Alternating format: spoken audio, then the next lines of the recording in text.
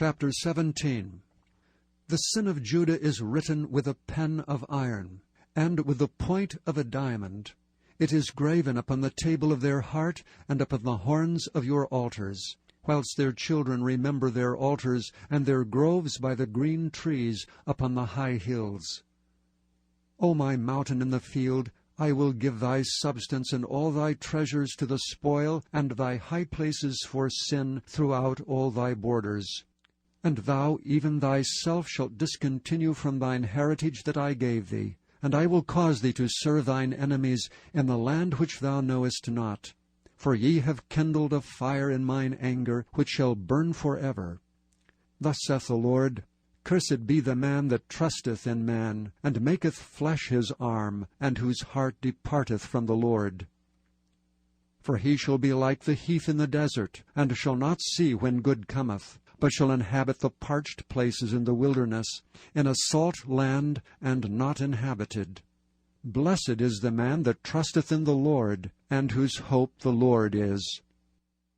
For he shall be as a tree planted by the waters, and that spreadeth out her roots by the river, and shall not see when heat cometh, but her leaf shall be green, and shall not be careful in the year of drought, neither shall cease from yielding fruit.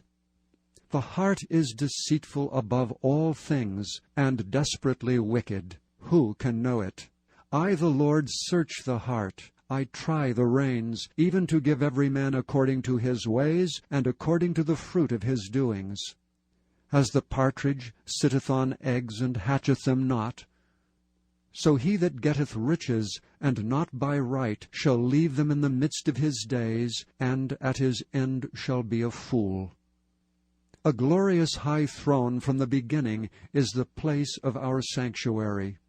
O Lord, the hope of Israel, all that forsake thee shall be ashamed, and they that depart from me shall be written in the earth, because they have forsaken the Lord, the fountain of living waters. Heal me, O Lord, and I shall be healed. Save me, and I shall be saved, for thou art my praise. Behold, they say unto me, Where is the word of the Lord? Let it come now. As for me, I have not hastened from being a pastor to follow thee, neither have I desired the woeful day. Thou knowest, that which came out of my lips was right before thee. Be not a terror unto me, thou art my hope in the day of evil. Let them be confounded that persecute me. Let not me be confounded, let them be dismayed, but let not me be dismayed. Bring upon them the day of evil, and destroy them with double destruction. Thus saith the Lord unto me, Go and stand in the gate of the children of the people, whereby the kings of Judah come in, and by the which they go out in all the gates of Jerusalem, and say unto them, Hear ye the word of the Lord, ye kings of Judah, and all the inhabitants of Jerusalem, that enter in by these gates. Thus saith the Lord, Take heed to yourselves, and bear no burden on the Sabbath day, nor bring it in by the gates of Jerusalem. Neither carry forth a burden out of your house on the Sabbath day. Neither do ye any work, but hallow ye the Sabbath day, as I commanded your fathers. But they obeyed not, neither inclined their ear, but made their necks stiff, that they might not hear nor receive instruction.